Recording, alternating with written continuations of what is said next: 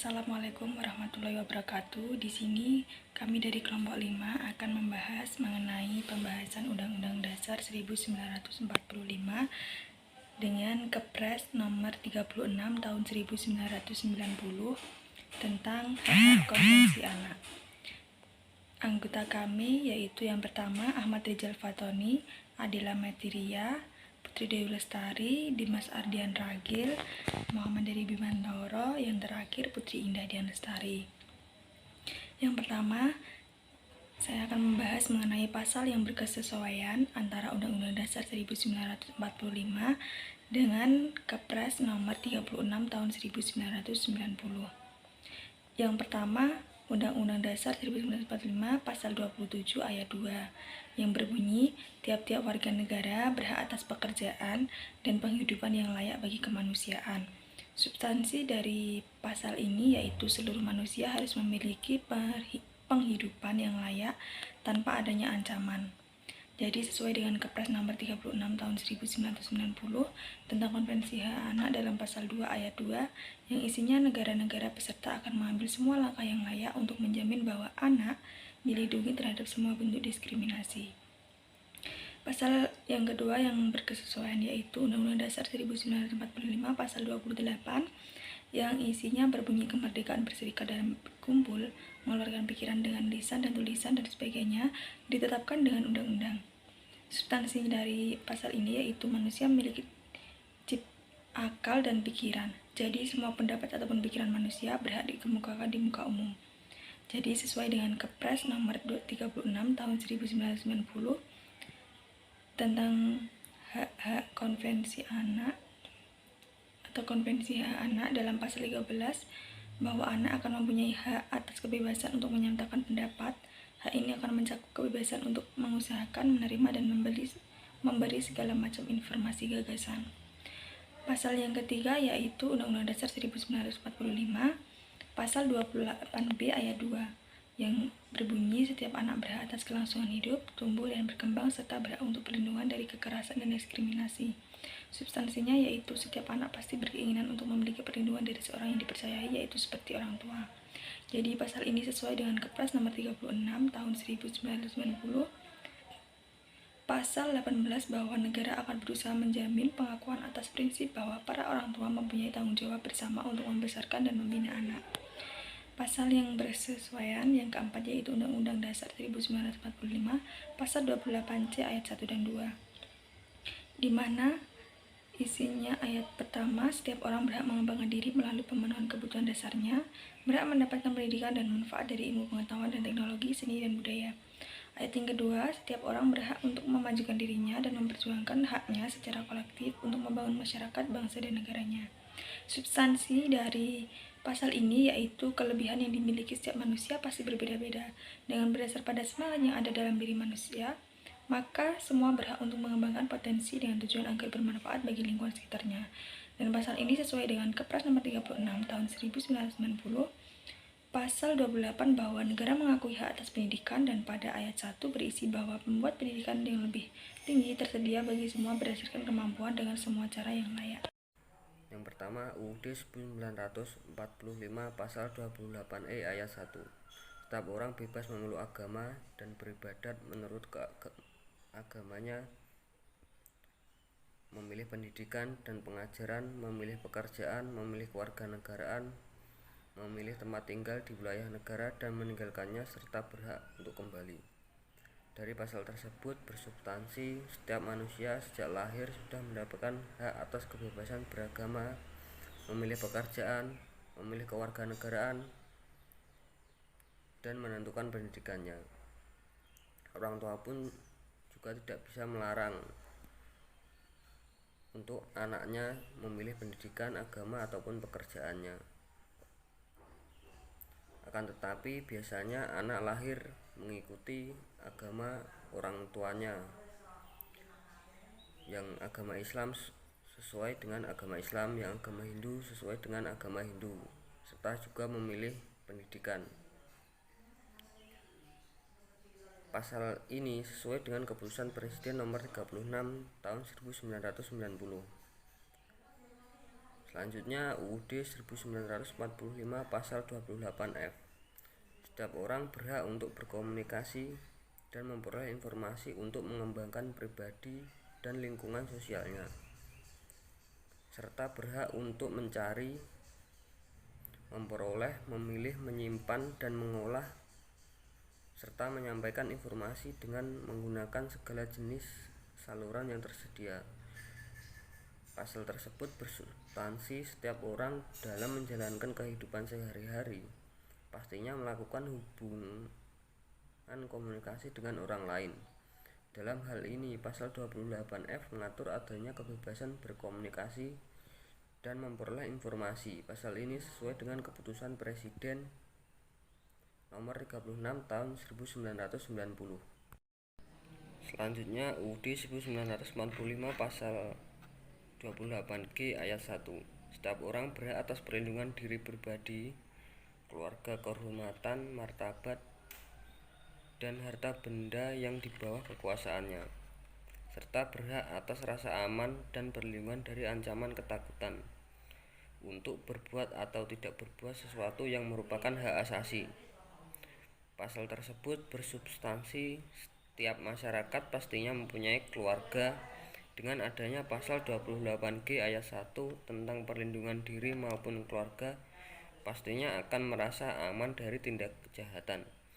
Pasal ini sesuai dengan keputusan Presiden nomor 36 tahun 1990. Selanjutnya UUD 1945 pasal 28I ayat 2. Setiap orang berhak bebas atas perlakuan yang bersifat diskriminatif atas dasar apapun dan berhak mendapatkan perlindungan terhadap perlakuan yang bersifat diskriminatif itu.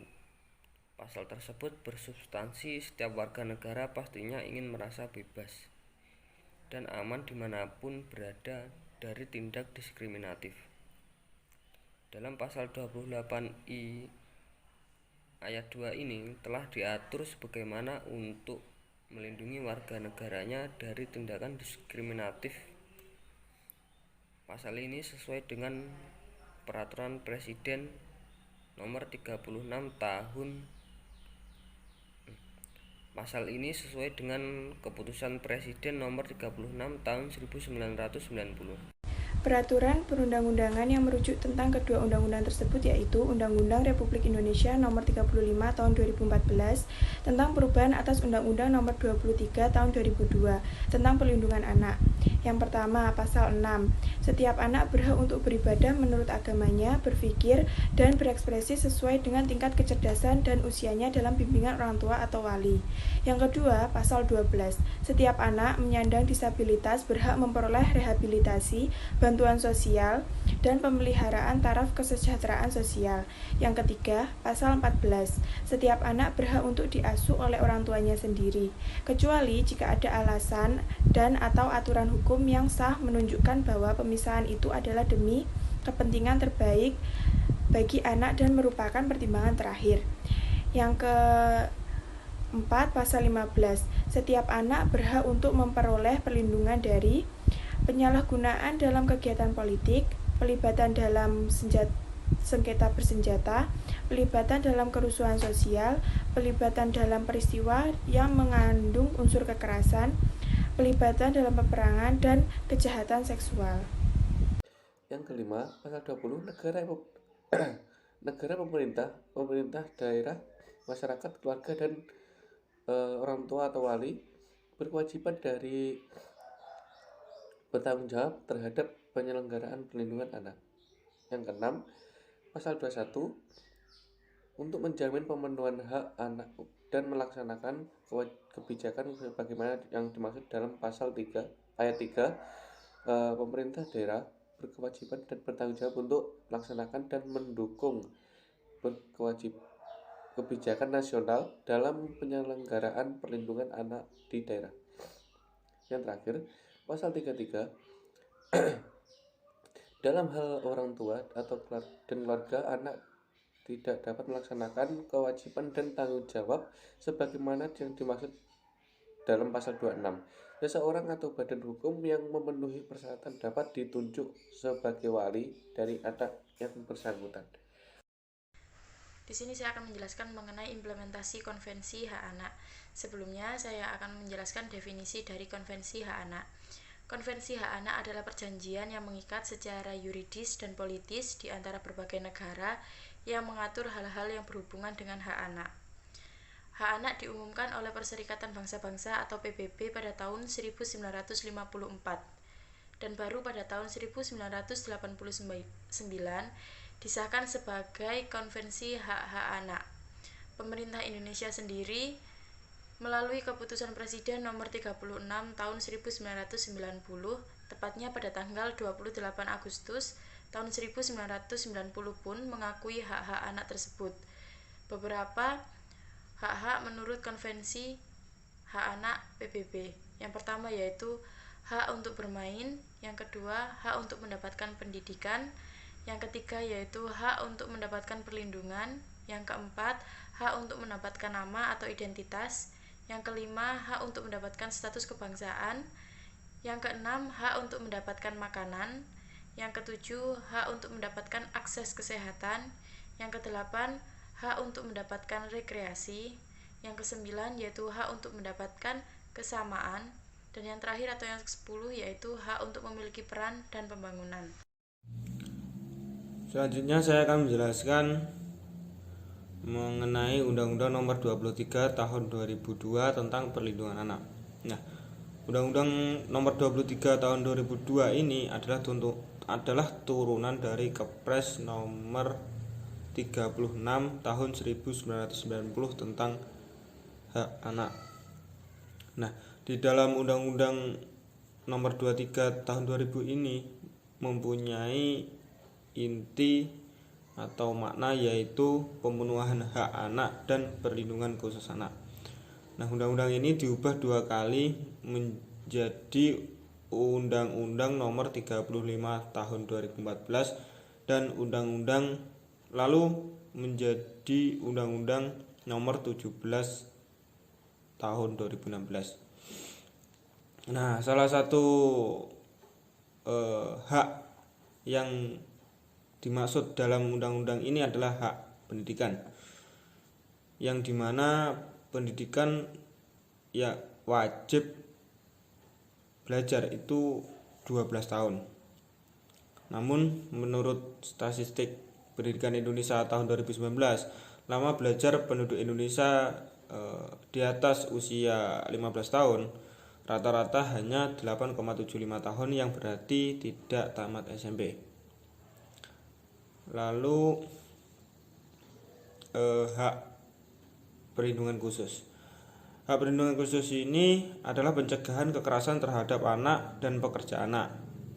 Menurut survei nasional pengalaman hidup anak dan remaja di tahun 2018, sebanyak 61,7% anak laki-laki dan 62% anak perempuan menyatakan pernah mengalami kekerasan.